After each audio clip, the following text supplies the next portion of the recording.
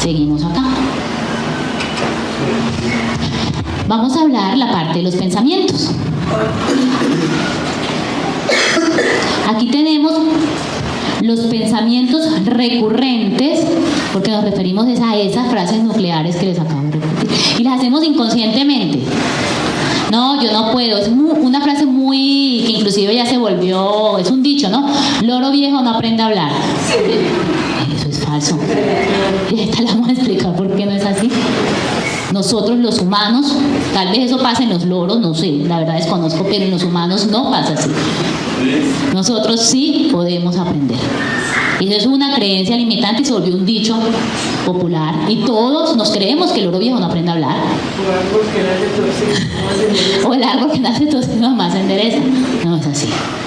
Entonces, cuando tenemos, estos pensamientos recurrentes, estas frases que repetimos todo el tiempo y que no somos conscientes de ellos, la repetimos y la repetimos, y bueno, como nos gusta escuchar las frases del conocimiento, la canción psicológica. Entonces, a los que estamos acostumbrados a que nos repitan, esos son los pensamientos recurrentes.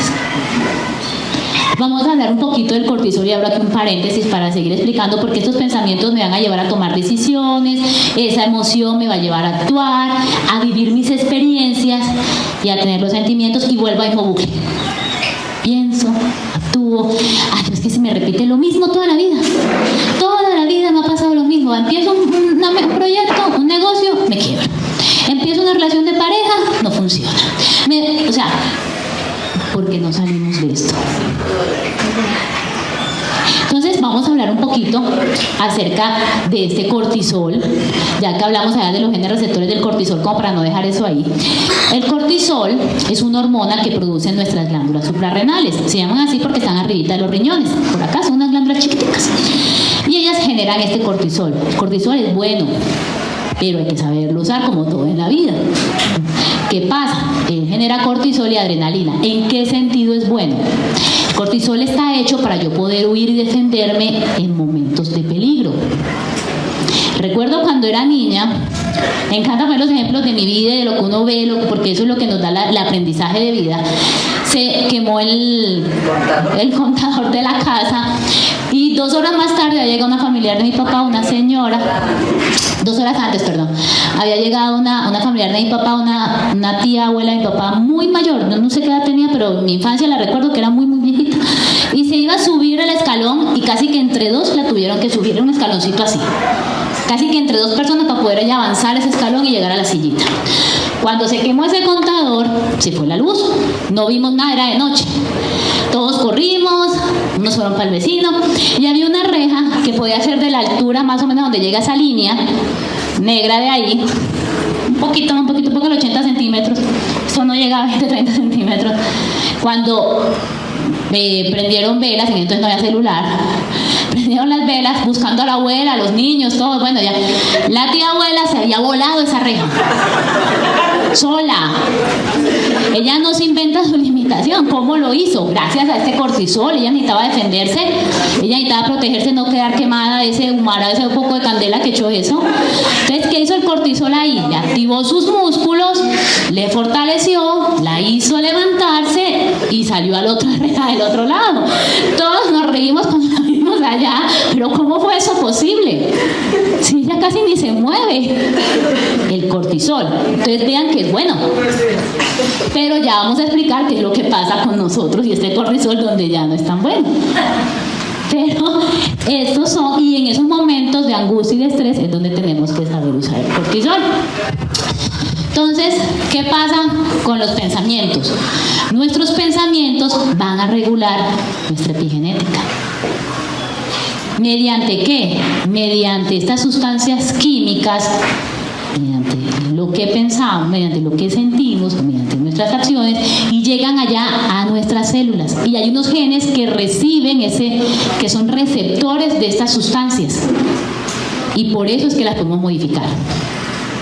Por eso es tan importante explicarles toda esta cadena de que es epigenética, de los genes y todo, para poder entender dónde es que se da eso en nosotros. El miedo viene de nuestras creencias. Y lo mismo, no es ni bueno ni es malo, ¿en qué momento lo usamos? ¿Cierto? Si aquí hay una balacera, pues ¿quién no tiene miedo? De pronto el que tenga entrenamiento militar, los demás, vamos a responder de alguna forma y tenemos que huir y protegernos. Pero el tema es que lo usamos en cosas imaginarias, irreales. Y nuestras creencias pueden ser explícitas o implícitas. Las explícitas son las que de chiquitico nos dicen usted no sirve para nada, como el ejemplo de la chica que les acabé de decir. Y las implícitas son las que nadie me las dijo, pero yo solito me las creí. Ah, no, es que yo definitivamente no aprendo. Yo ahí me ponen y yo no, eso no me entra nada. Entonces me la creí, probablemente nadie me la dijo, o tal vez la escuché en algún momento y ya me quedé creyendo con ella. Y esto lo hacemos de forma consciente, pero casi el 80-90% son más inconscientes. Y aquí les pongo un ejemplo de estas creencias limitantes que tenemos, que es la historia del elefante encadenado. La historia trata que llegó un niño a un circo y le llamó la atención porque un elefante tan grandote estaba amarradito a una estaquita chiquitica y no se quitaba. Descubrió que fue que el elefante, cuando era pequeño y no tenía tanta fuerza, trató de arrancarse de ahí y no lo logró. Llegó a grande y él creció con la idea que no lo iba a lograr y nunca más lo volvió a intentar. Y estaba pegado a una estaquita súper chiquitica, pero como lo intentó en algún momento y no lo pudo hacer, ya él creyó que no era capaz. De esa misma manera son nuestras creencias limitantes. A veces hemos intentado salir de algún proceso, vemos que no funcionó, pero no lo seguimos intentando. Ya sentimos que no somos capaces. Esta se activa de manera inconsciente y aquí la tarea es crear tus nuevas creencias. Vamos a hablar un poquito de las emociones para entrar al otro taller y luego del taller hacemos el descanso. Entonces, aquí cuando dijimos que escribieran sus creencias limitantes, al frente de esas creencias limitantes escriban creencias nuevas. O abajito si no les cabe enfrente. Pero si escribieron de creencia limitante, que no son, por ejemplo, el ejemplo de esta chica, no soy buena para nada, soy buena para todo, soy buena para aprender, lo puedo lograr. Entonces, la creencia que escribieron, al frente vamos a escribir la positiva. Entonces, si no nos vamos a demorar mucho. Hola. Una pregunta, por lo menos ahora, yo tengo un hijo de 13 años, está empezando su adolescencia. Yo escucho, y en el entorno observo, pero puede, no sé qué, pero entonces como que el remarcar tanto de que se puede, de que eso es perfecto, de que eso es lo divino, así esté feo, de no verle ningún pelo a algo, sí. Eso también hace que lo que pasa es que no podemos ser irreales. Exacto. Y eso depende de la época en la que esté el niño. Tú le trabajas la autoestima al niño entre los primeros 5 a 10 años de su vida. Ahí tú tienes que saber cómo le vas a decir al niño. Pero un niño adolescente ya tiene que saber lo que es bueno, lo que es malo y cómo le vas a decir que eso no está correcto. Entonces me explico. Si él hizo un dibujo y quedó feo, ahí lo que se dice es que no le digas está feo. Lo que le puedes decir es, me parece que puede quedar mejor si lo haces así, o ¿tú qué opinas? Porque también le puede estar afectando. Es como lo expresamos. No es que le seas irreal, no es que le crees un mundo imaginario, pero es como lo expresas. Eso es lo que va a hacer la diferencia. A eso voy, que muchos papás se quedan con esas mismas frases y los chicos llegan a otras edades y se frustran con facilidad. Porque no se puede, hay veces que hay cosas que no se pueden, no tenemos las capacidades, no tenemos las habilidades de aceptar, pero como padres ahora, todo es cogerlo de la misma manera, entonces en todas las etapas es lo mismo, vemos lo que vemos ahora. Por ejemplo, yo a mi hija, ¿qué le digo cuando me dice no soy capaz? Y yo, no, sigámoslo intentando. Algún día probablemente lo vas a aprender o tal vez nos damos cuenta que te gustan otras cosas y tienes otras preferencias. Pero mira que no le digo que nunca vas a ser capaz, probablemente te des cuenta que tengas otras preferencias. Tienes 5 años. Entonces es como tú lo vayas educando, como tú lo vas formando, y no le puedes hacer un mundo irreal tampoco. Hay cosas que digo, tal vez en este momento te cueste saltar eso, pero practica y en algún momento lo vas a lograr, pero no es mañana. Tienes que seguirle intentando. ¿Cómo? Lo que llaman ahora la generación de cristal. Claro, pero es cómo se les dice las cosas, pero no es de eso. Pero es cierto el aporte y muy importante, porque la idea tampoco es crear un mundo irreal ni imaginario tampoco.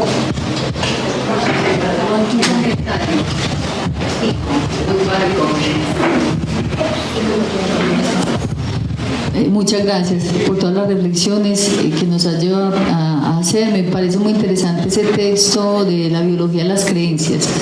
Y una de las cosas que nos ha remarcado es cómo el medio nos transforma. Y nosotros creíamos que solo nosotros transformábamos el medio. Y frente a esto, ¿qué hacer con los chicos y chicas cuando tenemos hijos e hijas o tenemos sobrinos y sobrinas y estamos a cargo de alguien en su crianza?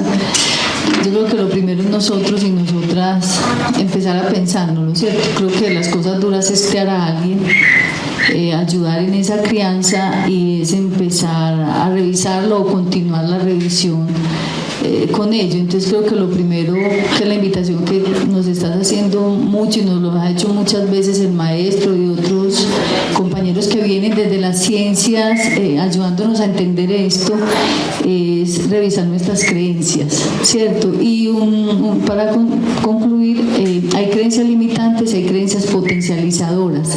Y es muy importante eso que tú dices, crea tus creencias que te potencialice eso que eres. Sí, muchas gracias por los aportes, y así es, o sea, es saber expresarnos. Lo que pasa es que pienso que muchas cosas también se tergiversan en lo que, ¿cómo es tu nombre? Erika, en lo que decía Erika.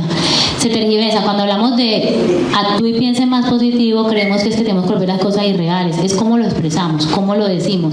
Es saber expresar de una mejor manera las cosas. Bueno, entonces ya terminamos de escribir nuestras creencias positivas. Ese es un análisis para nosotros, muy personal. Y hay que irlas transformando y creérnoslas. Y cuando a veces seguimos de pronto con ese bloqueo mental, entonces podemos expresarnos y eso nos ayuda. Estoy trabajando en ello. Emociones. Ahora salió esa película Intensamente, que es espectacular, súper recomendada si no la han visto. Vamos a leer aquí un poquito textual algunos de los tantos conceptos de lo que hay de qué son las emociones, porque hay muchos conceptos de emociones.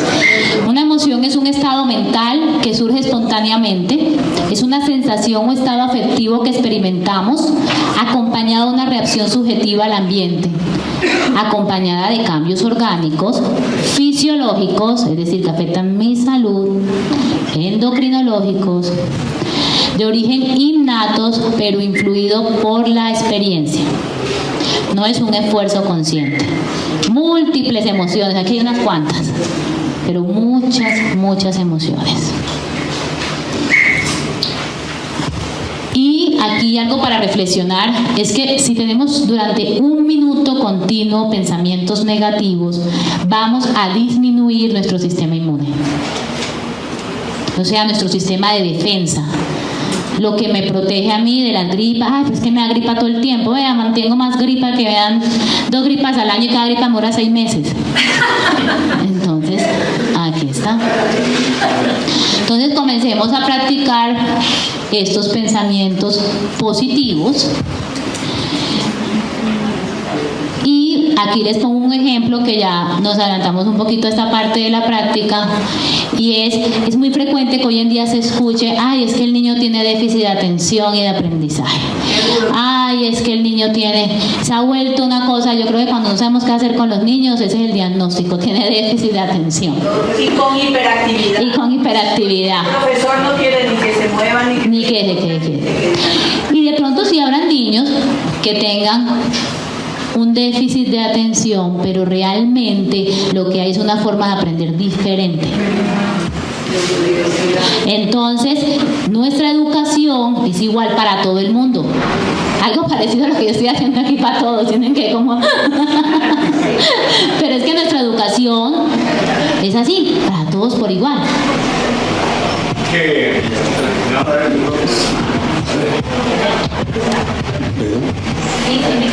Ya, gracias. Lo que nosotros hemos encontrado en la práctica es que muchos de los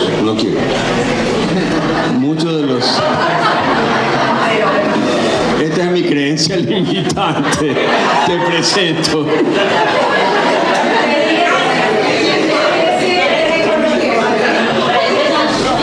¿Qué?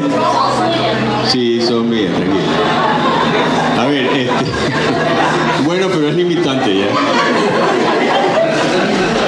Nosotros hemos encontrado muchas veces, verás, que esto sí dice, no, es que tiene déficit de atención. Pero yo siempre le pregunto, enséñeme la libreta de calificaciones. ¿Cómo le llaman en Colombia la libreta de calificaciones? Calificaciones. Y suelen tener excelentes calificaciones. Puede ser que una o dos materias no tanto, pero el resto son superdotados. Entonces lo que yo encuentro es que su capacidad de aprendizaje es tan grande, ¿no? Y eso además viene acompañado de una energía física también bastante grande. Y eso les hace muchos problemas porque entienden rápido todo lo que dice el profesor y ya se aburren. Okay. Son el típico niño que en el examen es el primero que entrega la hoja. Y bueno, hemos tenido que coger a los padres y decirle no. Lo que tiene que hacer usted es darle algo para que encauce su capacidad intelectual y algo para que desgaste también esa energía física que tiene, ¿no? Y no le dé dulce, por favor. No, por supuesto, Coca-Cola, que es de moda. Y dedíquele eso es. Tiempo, porque el problema es que Sí. los niños están con déficit de atención, lo cual es correcto, nadie los atiende. Tienen déficit de atención. Eso es muy importante. Hoy en día los celulares los usamos. Ay, sí, toma. Sí, entonces, eso pasa mucho. Por ejemplo, tuve el caso hace unos meses de un chico que tiene un diagnóstico de depresión. La psiquiatra lo ve y me llegó a la consulta y me dice, no, se me descompensó todo. ¿Por qué? No, la empresa quebró, pero es muy buena empresa, a pesar de eso nos mandó con 3 meses de salario para la casa. Pero te imaginarás cómo estoy, tengo la depresión a flor de piel. Yo le dije, sí, ¿qué estás haciendo entonces? No, tirado en la cama, no me provoca hacer nada. Pero a pesar de eso, en algunos raticos, así que me levanto, empecé a crear un programa de YouTube. Yo le dije, ¿tú qué haces? No, yo soy un ingeniero especialista en hacer aplicaciones. ¿Y en qué trabajabas tú en la empresa? No, yo trabajaba en una empresa que educaba a la gente a hacer finanzas. Yo dije, ¿por qué no te creas un canal educativo en YouTube o una aplicación de educar a hacer finanzas? No, estoy haciendo un canal de... Eso que juegan los muchachos. TikTok. No, en YouTube, pero de un canal para jugar videojuegos. Y entonces él estaba haciendo su canal y me falta poquito para que YouTube me comience a monetizar. Y yo, ¿y entonces? ¿Por qué está perdiendo el tiempo tirado en una cama si tiene tanto potencial? Entonces yo le empecé a dar idea y le dije, y en 3 meses que nos veamos en la cita quiero que me digas que ya la aplicación está creada, que ya está funcionando, que ya está arrancando. Es tu momento de aprender a emprender. Entonces, cuando estamos viendo situaciones, ¿qué aprendizaje obtengo de ella y cómo creo y cómo desarrollo esa creencia que tengo de que no voy a hacer nada, estoy tirado 3 meses, perdí empleo, perdí de todo? Empieza a emprender. Entonces, vamos al receso, son 15 minutos, a las 10:30 volvemos. Muchas gracias.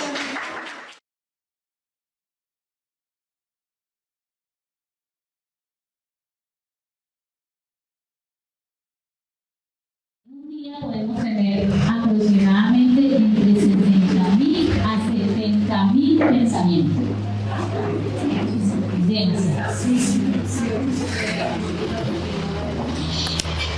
Y la velocidad de estos pensamientos pueden ser la potencia de esta energía de 70 milivoltios.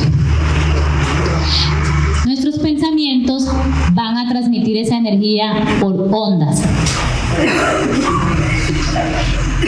Y aquí sí vemos la velocidad en que llegan a través de nuestros nervios de 120 milisegundos. Supremamente rápido.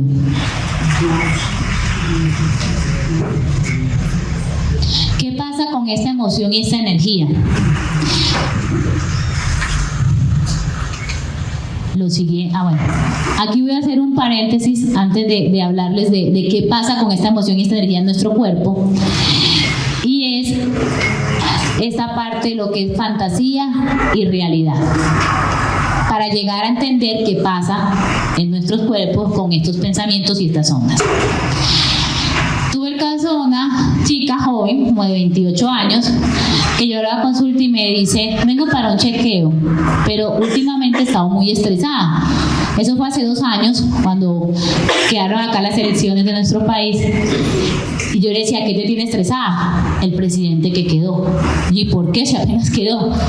Ya en su imaginación se veía, como en algún momento vimos el ejemplo de nuestros compañeros o vecinos en Venezuela, que mostraban las imágenes de la gente saliendo de su país con los niños caminando, con la ropa, con las maletas. Ella se imaginaba saliendo así también. Y eso a ella le generaba un sufrimiento y un estrés impresionante. Y la tenía enferma. Y ella se dio cuenta que era eso me tiene enferma. Y ella se imaginaba tal, pues decía, no, todo es que yo me vi, ya tengo la maleta empacada. O sea, ella armó toda la película. Entonces, es real, sí, había un presidente que de pronto ya no estaba de acuerdo, pero su situación de vida de un día al otro no había cambiado. Era todo en su imaginación. Ella seguía en su empleo, seguía haciendo sus cosas, pero ella se imaginaba ya desempleada, en bancarrota, caminando y corriendo, buscando para cruzar las fronteras. Entonces, el cerebro, y aquí es muy importante el cortisol, no sabe diferenciar lo real de lo imaginario. Si tú te imaginas, voy a ponerles un ejemplo. Llegaron donde el jefe, y ese día el jefe acababa de discutir con la esposa, un negocio no le salió mal, y tú entraste en ese momento, no tienes ni idea qué le pasó, el jefe ni te miró, si de eso ahí, ay, el jefe me va a echar. No, ese señor ni me volvió a mirar. Señor está enojado, ¿qué habré hecho? Y usted se arma una película entera en torno a algo que ni siquiera pasó y su cerebro se lo está creyendo. Esto libera cortisol, unas ondas energéticas que van a ir a mi cuerpo y vamos a tener una reacción en torno a ese pensamiento y a esa emoción. Y se le dañó el día, todo el día pensando que el jefe lo iba a echar porque no lo volvió a mirar. Y el jefe ni se acuerda cuando llegó, probablemente en el momento en que estaba enojado. Entonces, miren qué pasa, por ejemplo, cuando vemos una película. Sabemos que eso que está pasando en la película no es real, pero lloramos. En las series de Netflix o en las novelas peleamos con el malo de la película. Nos cae gordo. El personaje va a unos premios. ¡Ah, que le dan premio a ese tan malo! Pelean con los... O sea, nos lo creemos completamente y tenemos reacciones de enojo. Y llega alguien, no me digan nada, estoy enojado con ese de allá del programa, ¿cómo hizo eso? O sea, es tal cual, el cerebro no es capaz de discernir eso. Entonces, como no es capaz de discernir eso, tenemos que pensar y seguimos usándolo para crear ese tipo de emociones o para saberlo manejar en nosotros.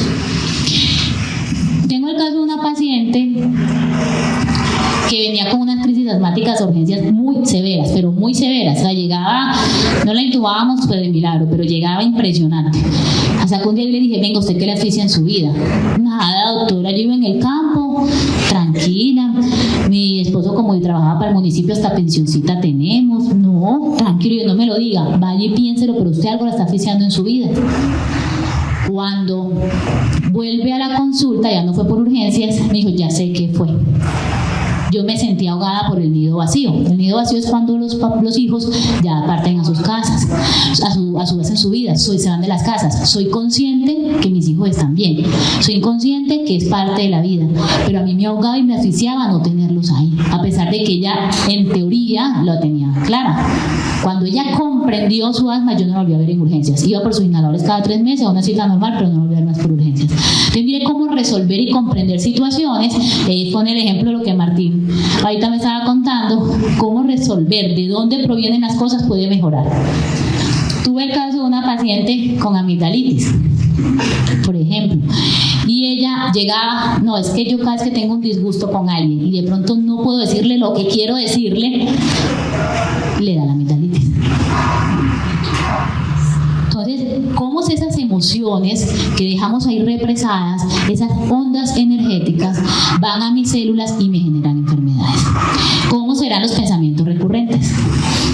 Los pacientes con fibromialgia tienen pensamientos recurrentes todo el tiempo que hacen que todo le duela. Entonces aquí, miremos y analicemos, si quieren lo escriben, porque ahora hay una parte. ¿Qué parte de tu cuerpo sientes alguna molestia cuando has tenido una emoción de ira? ¿Qué sientes en tu cuerpo ante una emoción de ira? Descríbelo. ¿Qué parte de tu cuerpo, en qué parte de tu cuerpo sientes la molestia?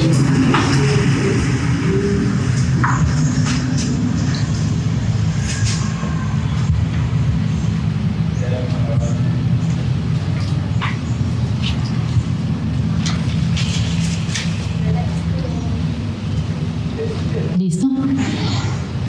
¿Qué parte de tu cuerpo sientes molestia cuando estás triste?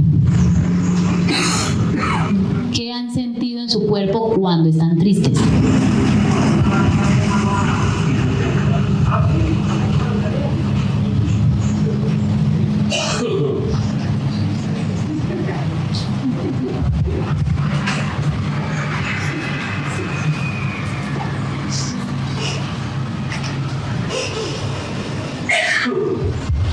¿Y qué parte de tu cuerpo siente molestias cuando estás alegre? ¿O qué sientes en tu cuerpo? Porque ahí no se siente molestia, realmente esto es más placentero, cuando estás alegre. Pero ¿qué sientes? En tu cuerpo igual hay una reacción cuando estés alegre, ahí sea placentera.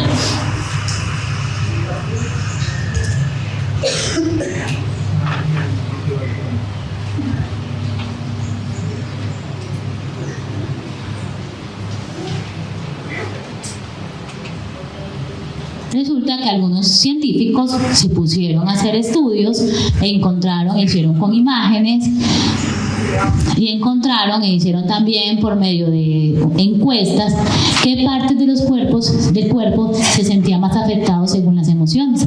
Miremos las tres que pusimos en el ejemplo. Cuando alguien estaba enojado, sentían acá en el pecho que se les aceleraba y muchos molestias abdominales, dolor de cabeza, o sea, los síntomas eran más de aquí para acá, dolor de cabeza, palpitaciones y a veces molestias abdominales. Cuando estaban tristes, la mayoría lo enfocaban en el pecho, un dolor en el pecho y sensación de taco o de que estaba estrecha la garganta. Cada quien tiene diferentes, pero esto fue lo que encontraron como que era lo que más se veía en cada persona. Y en la emoción de alegría, todo el cuerpo. Se sentían felices, se sentían activos, sentían una emoción, el corazón podía estar agitado, depende de la emoción, pero esto ya está estudiado. ¿Qué parte de nuestro cuerpo se afecta cuando tenemos una emoción?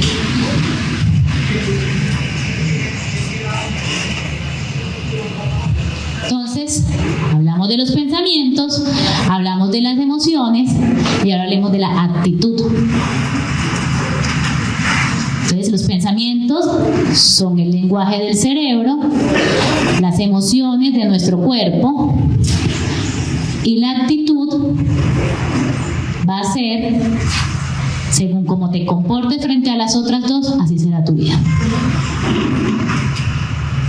Pero buena noticia, la actitud puede cambiar cuando tú lo elijas hacer, cuando tú tomes la decisión, cuando tú tomes la responsabilidad de tus acciones, de tus pensamientos y de tus emociones. Entonces la emoción dura un segundo, usted no se queda todo el día peleando con el hijo, con el jefe, con el esposo, pasó y ya. Pero ¿qué actitud seguiste tú teniendo en torno a eso? es que peleé con fulanito, no, ya me dañó el día, ya. O sea, la actitud te queda todo el día. Es la actitud la que te queda todo el tiempo. Y el resultado de esa onda y de esa emoción es lo que queda en tu cuerpo. Entonces, al otro día tienen una diarrea, o por la tarde están con una diarrea, o ya quedan con dolor de cabeza todo el día. Entonces aquí nos volvemos víctimas. No, es que con toda seguridad, si aquel no me hubiese tratado mal, yo no me hubiese portado así, no se me hubiese dañado el día, no estuviera enfermo. Tú elegiste quedarte así. Tú no puedes evitar sentir la emoción. Y aquí les hago una pregunta. ¿Las emociones son malas?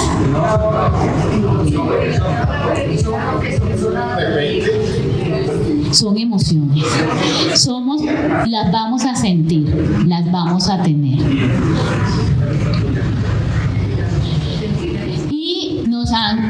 Y a los niños, no lloren. ¿Qué va a llorar por eso?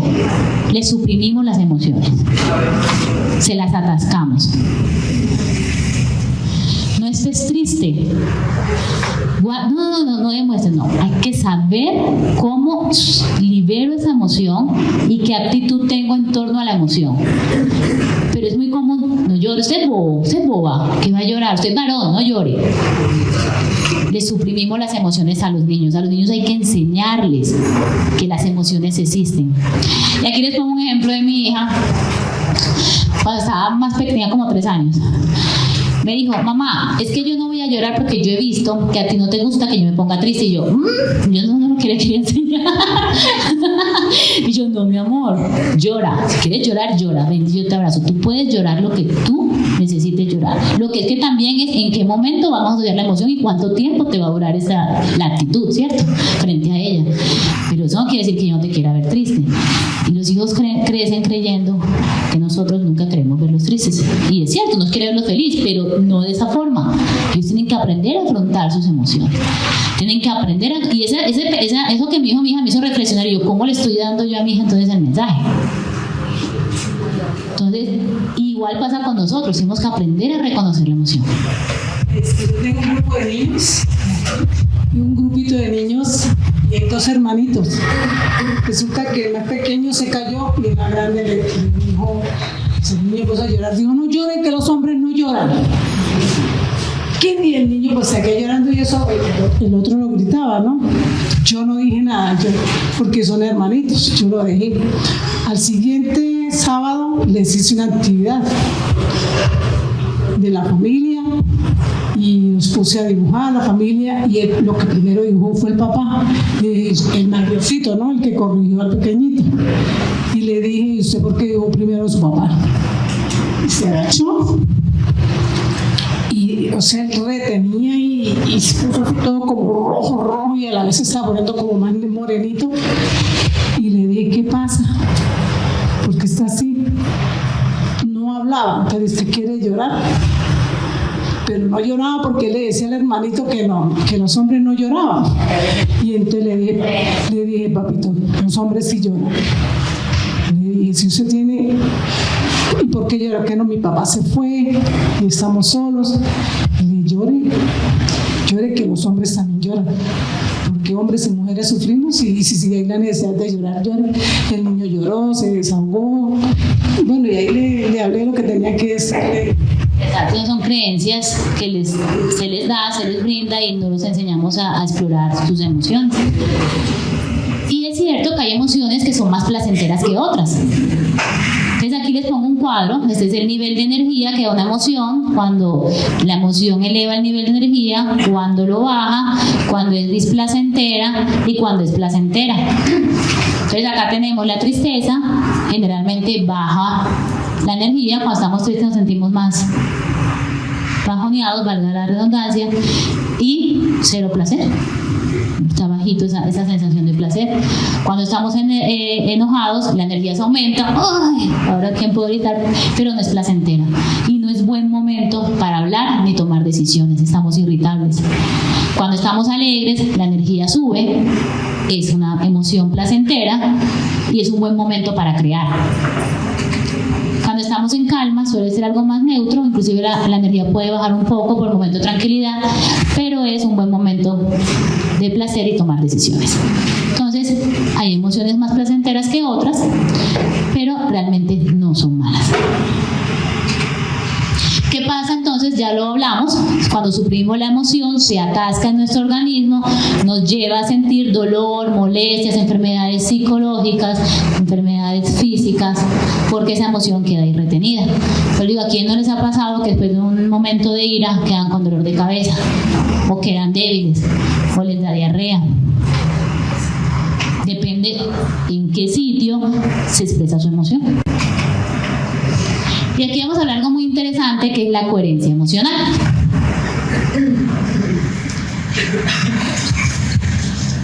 Entonces, ¿en qué consiste la coherencia emocional? Eso los voy a poner en un ejemplo. Me llega un paciente, doctor, imagínense que estoy tan preocupado. ¿Y por qué? Vea, es que mi familia se infartó mi tío hace poco. Y hacía como 2 o 3 meses se infartó mi tía. Y hace como 2 años mi abuelo. Bueno, en fin, toda la familia se había infartado. Entonces, como todos han infartado, probablemente a mí también me va a dar un infarto. Entonces yo vengo que usted me haga un chequeo y me diga, a ver. Bueno. Entonces ahí vemos que él pensó algo, está sintiendo una emoción, que puede ser temor o preocupación, o quiere ser precavido, y está expresando lo que él está sintiendo. Cuando yo le digo, bueno, aquí vamos a empezar primero que todo a trabajar hábitos. Vamos a mejorar la alimentación, vamos a evitar las comidas saturadas, las grasas refinadas. Bueno, obviamente uno les explica en términos más poquitos todo lo que vamos a hacer. Ah, no, doctora, ¿cómo así que entonces yo voy a comer? Yo pues tengo que comer tortas, postres, entonces no comes carne, no comes vegetales, no comes otras cosas. Entonces no somos coherentes emocionalmente. Y así es para todo, no solamente en la salud. Ah, yo quiero estudiar. Podemos poner una creencia a la que ya hablamos. Ah, pero el viejo no aprende a hablar. Ah, no, pero ¿dónde voy a sacar yo la plata para eso? O sea, empezamos a tener un montón de cosas, o sencillamente nos sacamos el cuaderno, no vamos a estudiar, no vamos a clases. Entonces, ¿cómo queremos lograr? Entonces, no somos coherentes emocionalmente. Pensamos una cosa, pero hacemos otra. Decimos una cosa, pero no actuamos. Cuando ya no tenemos que hacer, no lo hacemos. Entonces, la coherencia emocional prima para todo en nuestra vida, no solamente para la salud. Prima para todo, para tomar decisiones. Tenemos que ser coherentes. Lo que siento, lo que pienso, lo que siento, lo que digo y lo que hago. Si yo lo quiero, tengo que hacer esto. Si no, no va a dar resultado.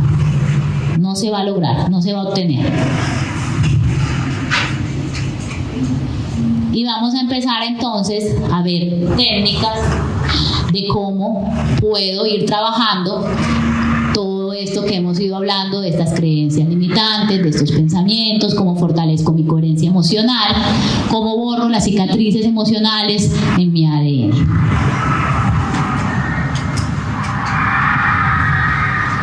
Y aquí tenemos la neuroplasticidad. ¿Eso con qué se come? Resulta que nuestro cerebro es capaz de aprender, es capaz de reorganizarse y es capaz de adaptarse. Y eso es la parte de la neuroplasticidad. ¿Cuándo comenzaron a descubrir esto?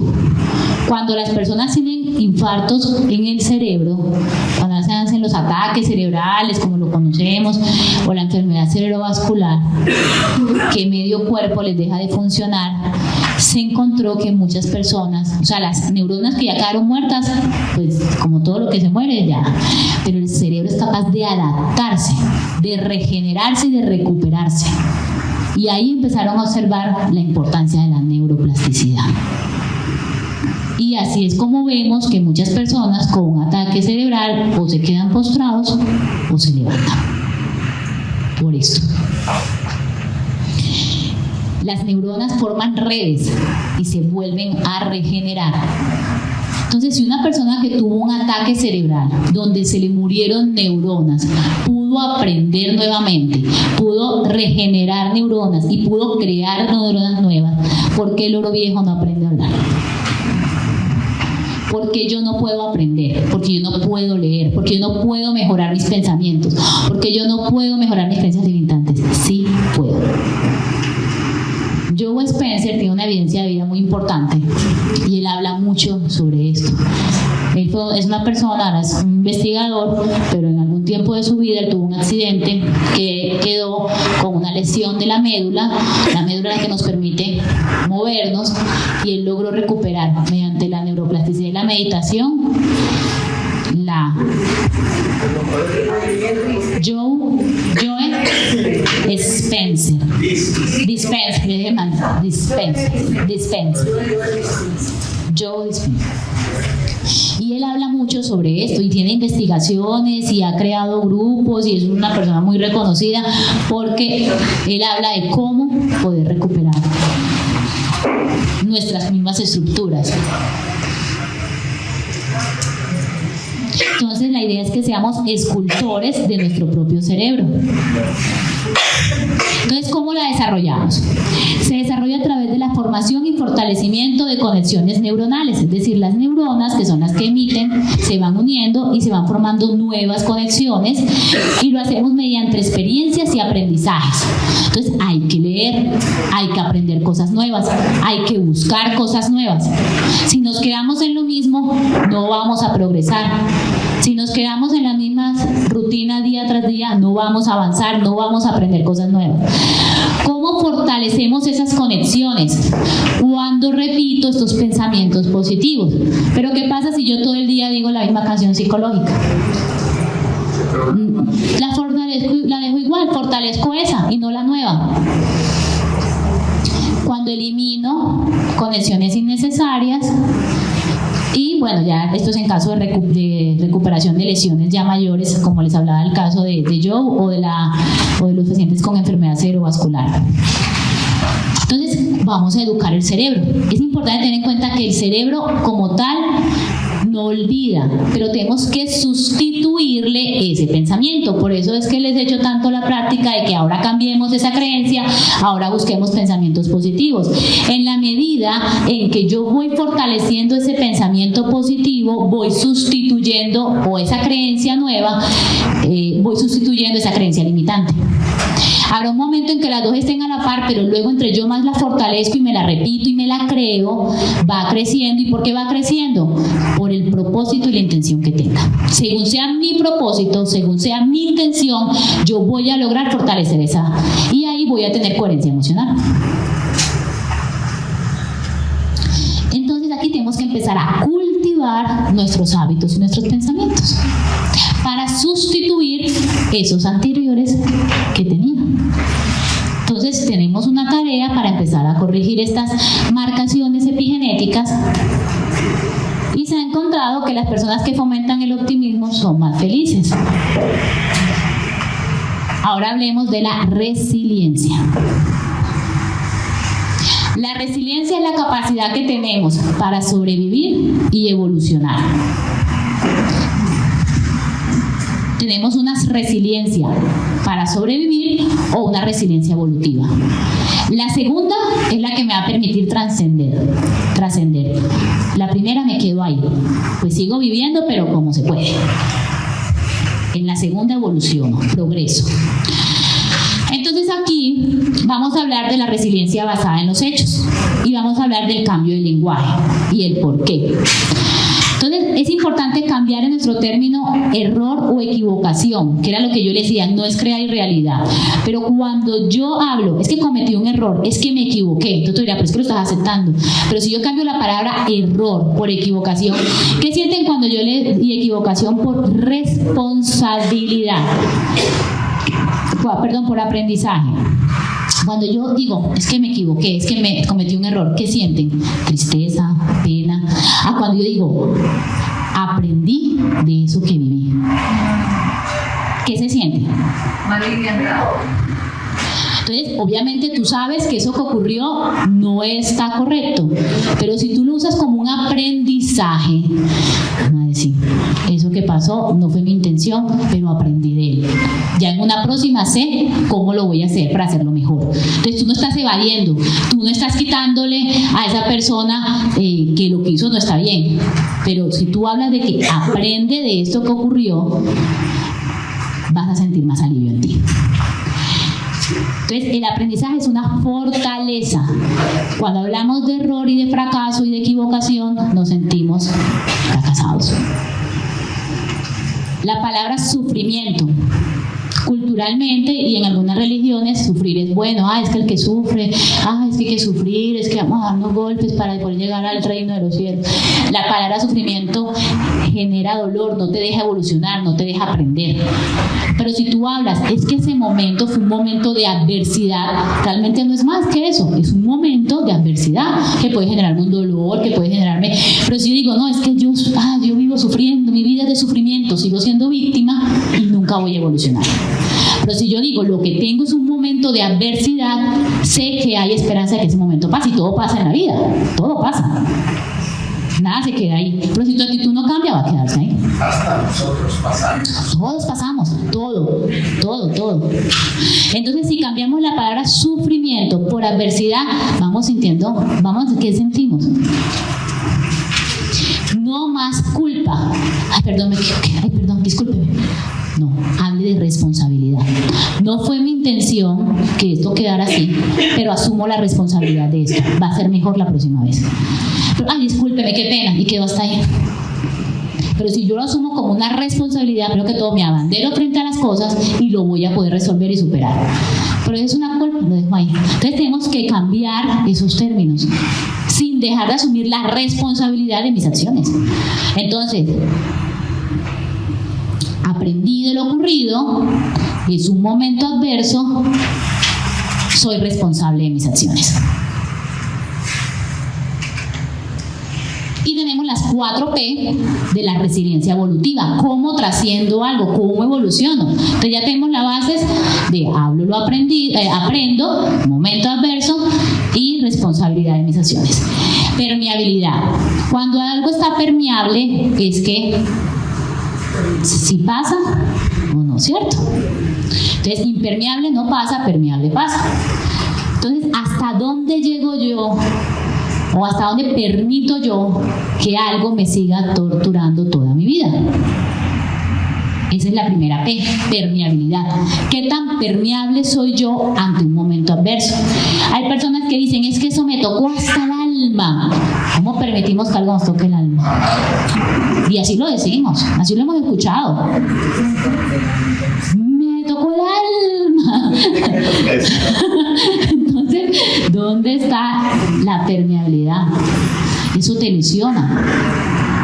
La otra P, permanencia. ¿Hasta cuándo vas a dejar que dure? ¿Cuánto tiempo vas a dejar que ese momento adverso dure en ti? Vas a seguir cansada, vas a seguir inseguro, culpable. 3, personalidad. Culpa versus una personalidad responsable. Y ahí es cuando dejamos de culpar al otro, de ser víctimas del otro. Es que por tu culpa fue que yo hice esto. Es que por tu culpa. Como que tu culpa, pero si te fuiste tú. Es que tú me dijiste, tú lo hiciste. Tú tenías la elección de hacerlo o no hacerlo, así yo te lo dijera. Entonces, responsabilidad. Y el perdón, pero aquí viendo el perdón desde la gratitud. A ti mismo, de lo que tú considerabas que eran fracasos y errores, verlos como aprendizaje, con aceptación y gratitud.